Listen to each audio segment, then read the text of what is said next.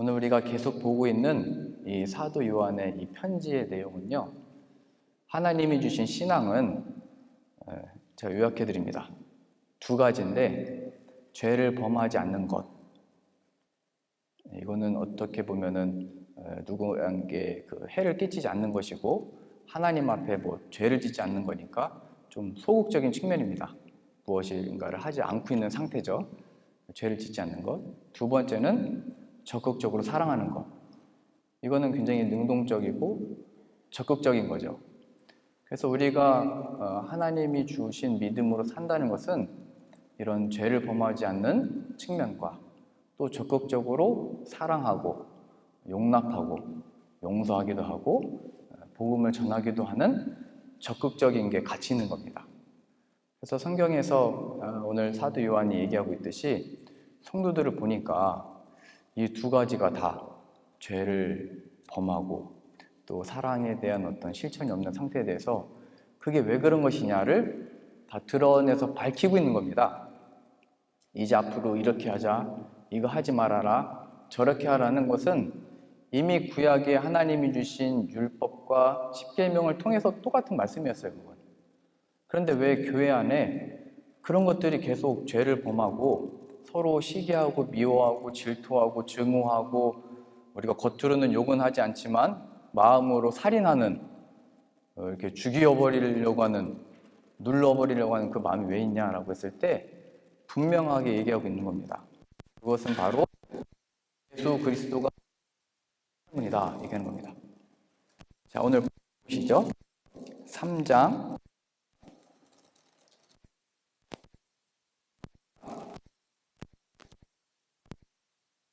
우리 죄를 없애려고 하는 것은 너희가 그에게는 죄가 없느니라.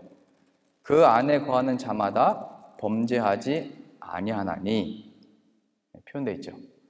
예수님은 죄를 짓지 않으셨고 그 안에 거하는 자마다 죄를 범하지 않는다.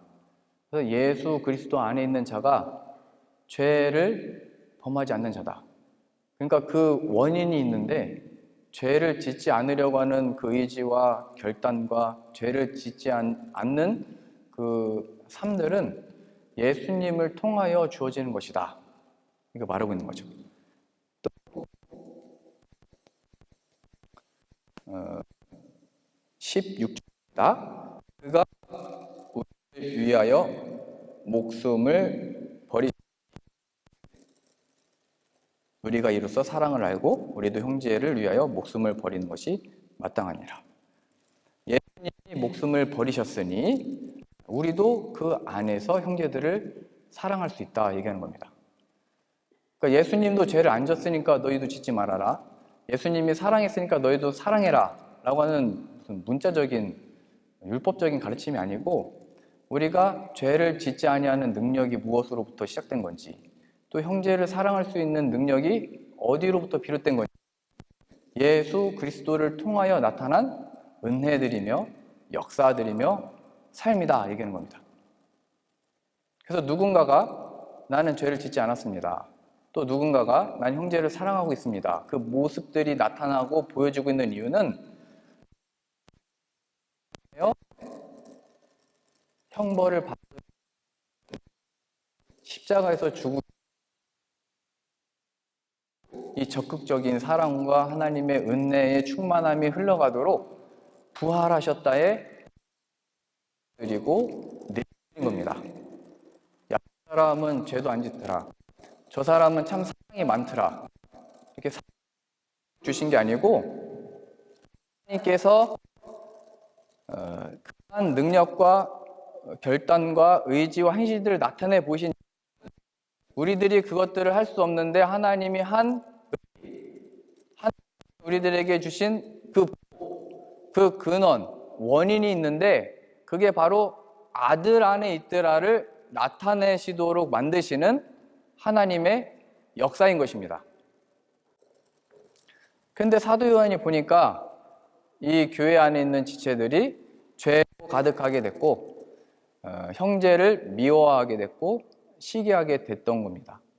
그래서 우리들의 신앙과 믿음을 바라볼 때 나는 왜 이 마음에 이 죄로 가득 왜 아직도 이 죄를 행하려고 하는, 왜 형제들을 볼 때마다, 내 사랑하는 가족들을 볼 때마다 내 마음이 왜 더 어려워지지? 라고 하는 그 생각이 들 때마다 이제 이렇게 해야지, 저렇게 해야지, 이런 게 아니고 예수께로 오라. 오늘 투표하셨듯이 예수께로 오라. 예수께로 가라. 그것으로 말미암아 우리 하나님의 허락되어진 그 죄로부터의 자유를 얻게 되는 것이고 하나님의 이 영광에 동참할 수 있게 되는 것이다 라고 예수님을 만났던, 보았던, 또 경험했던, 만졌던, 느꼈던 사도 요한이 표현을 하고 있는 것입니다. 그래서 저는 그 오늘 소극적인 이 측면에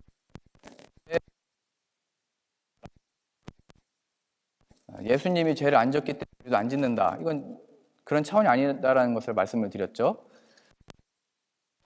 자유를 얻어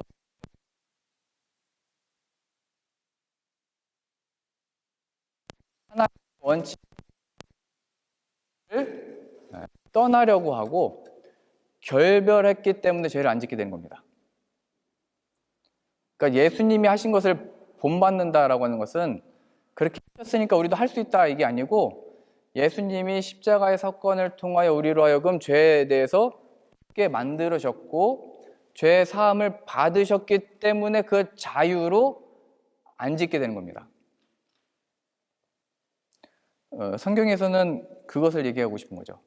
우리 인간들에게 주어진 이 세상에 주어진 여러 문제들을 해결하고 그 어려움들을 이겨내기 위해서 연구하고 뭔가 이렇게 계속 발명하죠.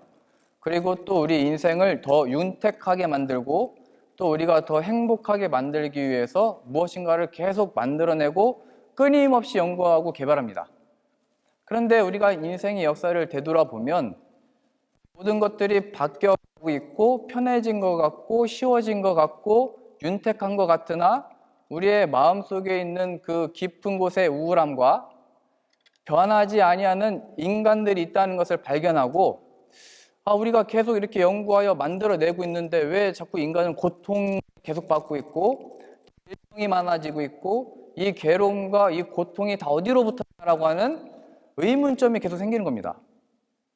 다른 것들은 다 바꿔낼 수 있다고 해서 바꿔내는 것 같지만 정작 인간 자신 안에 있는 고통, 또 인간이 바뀌지 않는다는 것을 교육도 해보고 다른 환경도 바꿔보고 새로운 것도 시도해봤지 인간이 변하지 않는다는 거예요.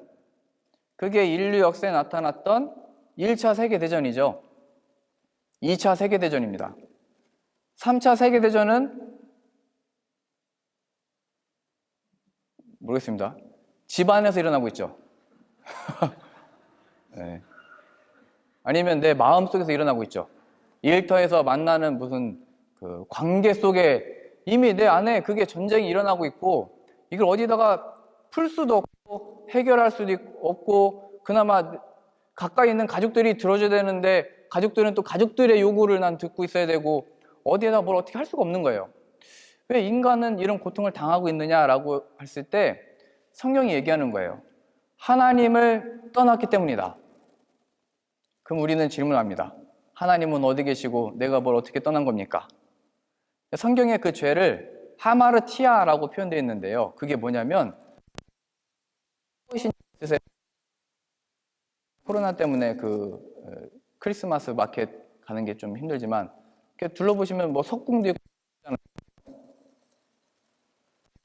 있습니다. 이렇게 당겨야 되죠. 당긴 다음에 이게 한쪽 눈을 감고 하나요? 뭐 이렇게 조준을 해야 되죠. 쏴야 되잖아요. 그러면 그 관역을 보고 그 10점짜리 그 중앙에다 맞추는 이렇게 조준을 합니다. 조준. 그랬을 때 그 하마르티아가 뭐냐면 그 조준의 방향이 딴 데로가 있다 이 얘기입니다. 그러니까 우리의 관심과 마음과 행실이 하나님을 향하여 있지 아니하는 상태가 죄라는 것이고 이게 첫 죄가 아담과 하와에게 말씀하셨던 그것 먹지 말아라 라고 했던 그 방향 하나님의 뜻 그 말씀에서 벗어나 버린 그래서 그 활이 어디를 향하여 간 거냐면, 그 목적이 어디로 간 거냐면 하나님이 아니고, 아, 그걸 먹으면 내가 하나님처럼 되겠구나, 어떤 걸 있겠구나. 이게 신약의 표현대로 보자면 내가 거기 있겠구나로 해서 그 길로 가는 것이 바로 고통입니다. 그 선을 넘어 하나님의, 우리가 흰머리가 날 때마다, 주름이 잡힐 때마다 하나님을 떠난 결과구나를 기억하셔야 됩니다. 그래서 내려 땀을 흘려야 먹고 산다라고 하는 벌을 주셨고, 여자에게는 해산의 고통을 주십니다. 전에도 한번 말씀드렸잖아요. 성경에 우리가 왜 이렇게 살고 있는지에 대한 설명이 창세기 앞에부터 나와 있어요. 하나님을 떠난 결과, 지금 우리야 뭐 보험이 있고 그래서 뭐 여러 가지를 들지만, 옛날에는 죽을 때까지 일해야 살 수 있었던 거죠. 냉장고도 없으니까, 그렇죠. 겨울에는 먹을 것도 없고 어디 모아놓으면 그냥 썩어버리잖아요. 그러니까 계속 먹는 걸 찾기 위해서, 가족들을 먹여 살리기 위해서 계속 일했었어야 되는 거예요, 남자들은. 여자들은 자녀를 낳는 이 고통이, 지금 우리가 1명 낳고 2명 낳고 잘 키워보자고 하잖아요. 근데 전에도 한번 말씀드렸듯이 이 당시 때나 우리 한국에서도 100년 전만 했어도 죽을 때까지 애 낳다가 죽을 때까지 애 낳은 거 보고 이렇게 죽잖아요. 그러니까 이게 하나님을 떠난 결과가 고통이다, 이게 가르치시는 거거든요. 그래서 인간들이 애써서 그럼 하나님을 어떻게 찾지? 하나님을 어떻게 하면 다시 가까워질 수 있지? 하나님과 함께 했던 그 영광을 어떻게 누릴 수 있지? 라고 하는 고민과 괴로움과 이 번뇌 속에 하나님이 찾아오신 겁니다. 예수 그리스도. 그래서 그 예수님을 통하여 2000년 전에 십자가에서 죽으신 역사적인 사건이 있잖아요. 그래서 나의 죄를 대신해서 거기에서 십자가에서 그 형벌, 하나님께 버림받는 형벌을 대신 받으셨습니다. 그래서 그 지옥에 예수님이 들어가셨습니다.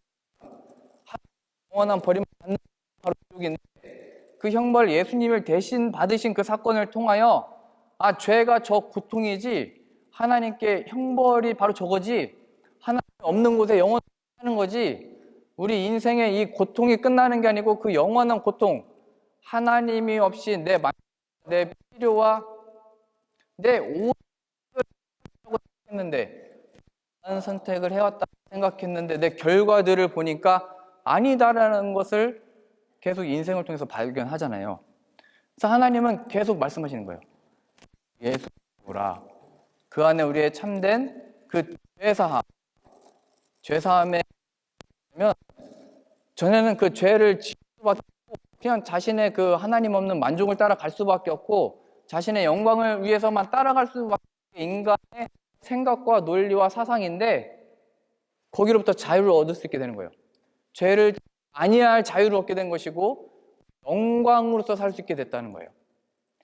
이제 예수 그리스도와 하나님이 그걸 원하지 않고 싫어하고 하나님의 거룩하고는 반대이기 때문에 이 자리에 서서 영광스럽게 하나님을 바라볼 수 있게 된 겁니다. 하나님을 기뻐함으로, 즐거움으로.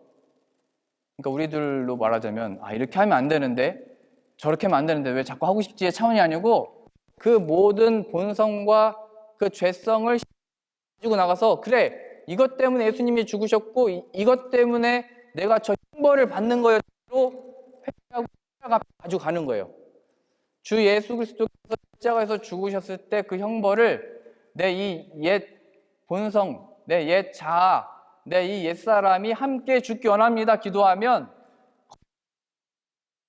죄로부터의 자유, 우리는 스스로 그걸 끊어낼 수 없어요. 우리 안에 감춰졌던 그 본성들을 스스로 이겨낼 수가 없어요. 감출 표정으로만 일 뿐이지 우리의 속에 것이 무엇인지는 내 양심이 다 드러내고 있습니다. 그때 그것들을 난 이걸 감추고 그래도 밝게 인쇄해야지, 이런 차원이 아니고 그런 본성들을 가지고 십자가로 가지고 가라. 그 형벌이 무엇이냐?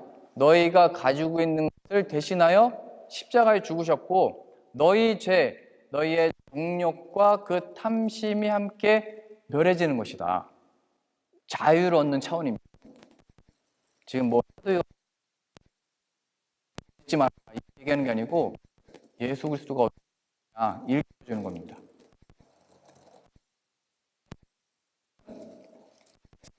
그랬죠? 너희가 말과 혀로만 사랑한다고 하지 말고 적극적으로 찾아가라. 적극적으로 사랑한다고 고백해라. 적극적으로 그걸 표현해라. 배고픈 자들을 먹여라. 아픈 자들을 살려. 이게 그 사랑인 거잖아요. 그래서 이것에 있어서도 이게 무슨 사랑, 내가 어떤 사랑, 예수 그리스도로 인하여 내가 이 사랑을 할 수 있는 건데 그게 뭐냐라고 했을 때 예수님이 이 땅에 오셔서 제자들을 끝까지 사랑하신 것처럼 우리도 본받아라. 이렇게 저도 교육을 받아왔는데 그게 아니에요. 예수님을 통한 그 받은 사랑이 뭐냐면 그는 십자가에서 죽으셨으나 죽으신 그 예수님을 하나님이 살리셨죠.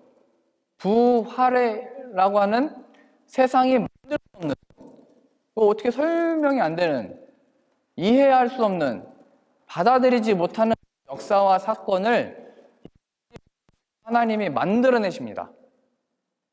그래서 우리가 예수님을 통하여 받은 사랑이라는 것은 우리 죄를 대신해서 죽으셨대. 거기에 감동과 감명을 받는 것은 믿음이 없는 사람들도 가질 수 있어요. 근데 이 믿음을 가지고 그 사랑을 받는 그 사랑의 크기가 뭐냐면 죽음, 끝났는데 더 이상 뭐 가능성이 없잖아요. 끝났잖아요. 뭐 더 뭘 바랄 수 있는 게 없잖아요. 끝났잖아요. 죽음. 근데 거기에서 부활을 만들어내셨다. 만들어내셨다에 속한 사랑인 거예요.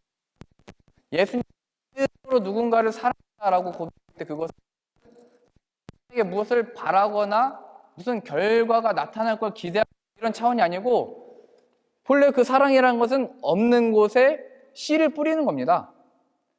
땅에 씨를 뿌려 땅의 기운을 받고 햇빛을 받고 물을 받아 열매를 맺듯이 하나님이 이 땅에 양분을 허락해주고 비를 내려주시고 하나님의 따스한 그 태양빛을 받아 열매를 맺듯이 아무것도 안 될 것 같은 존재, 사람, 일터, 가정, 남편, 아내, 들에 대하여 노력해하고 안 된다. 난 할 바를 다 했다 해서 나타나는 게 뭐냐면 야! 이거잖아.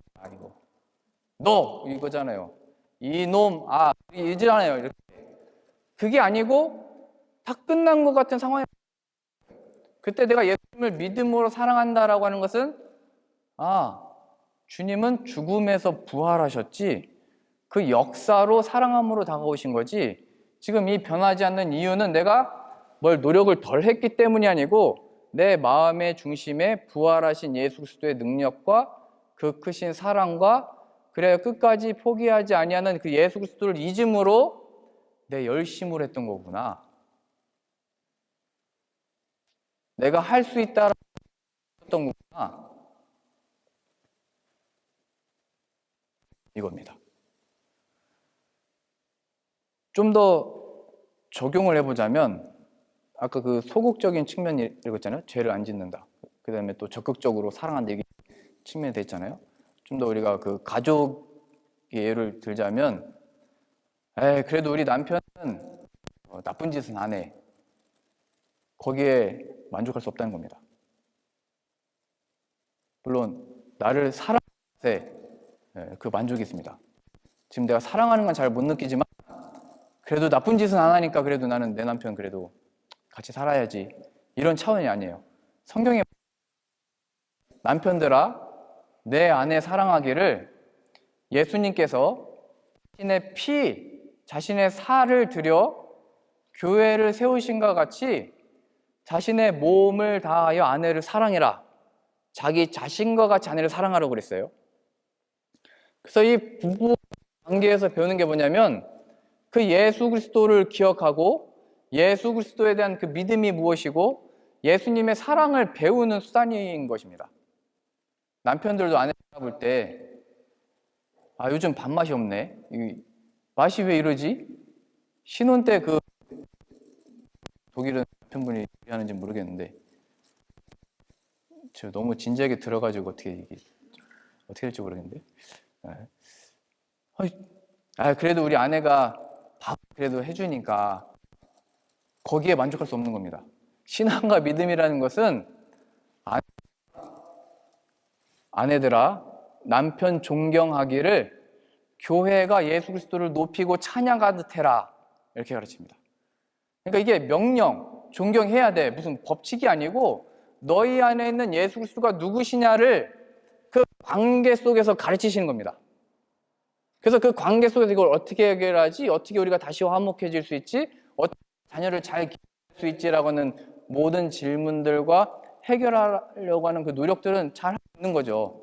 그러나 거기에 하나님이 원하시는 바는 예수께로 가라 얘기하는 겁니다. 그러면 그 예수님이 무슨 능력인데요? 예수님이 어떻게 할 수 있는데요? 죽음에서 다 끝난 것에서 내가 부활을 만들어냈다.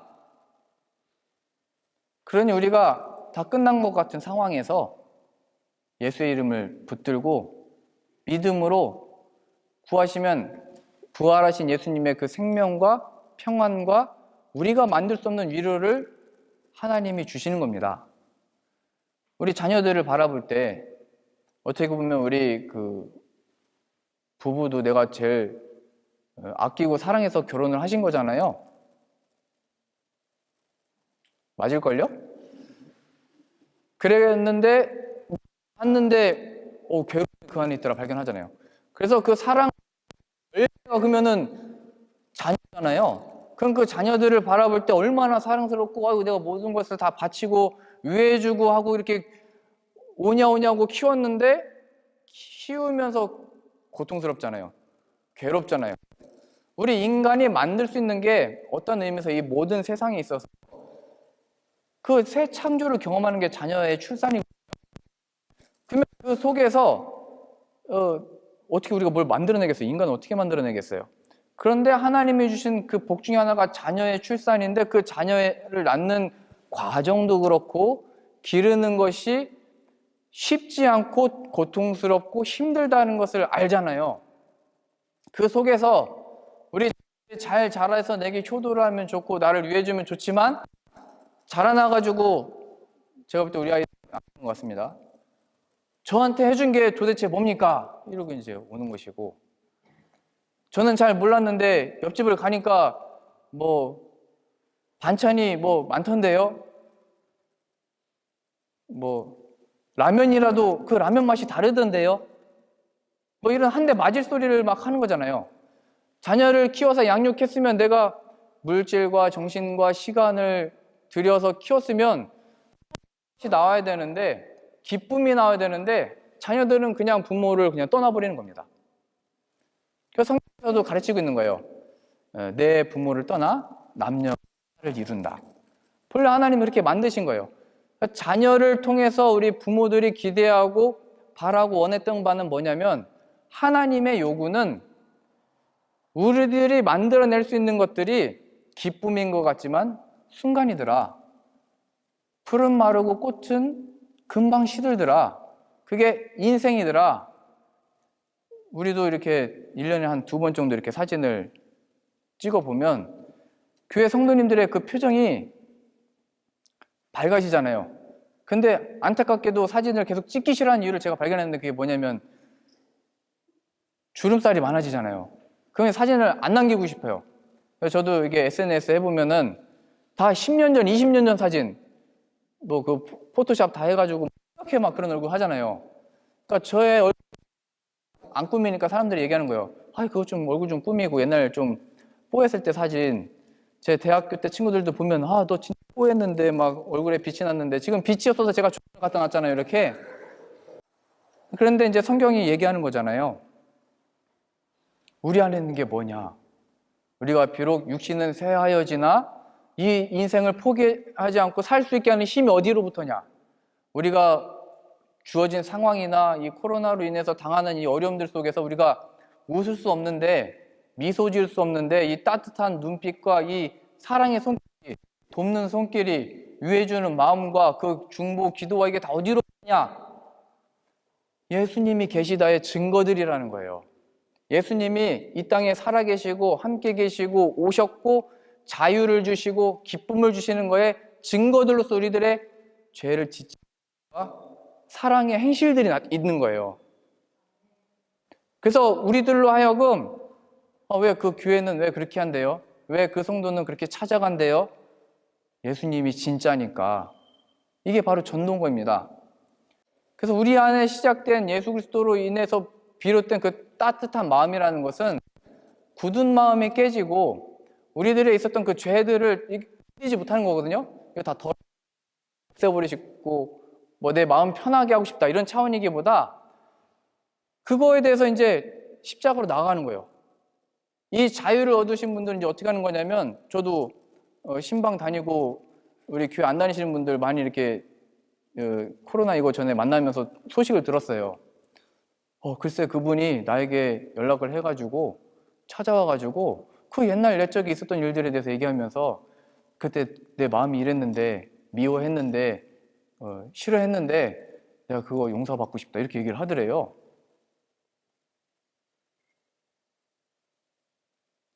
그리고 또 그걸 또 받아들이고 용납하고 용서해줬다.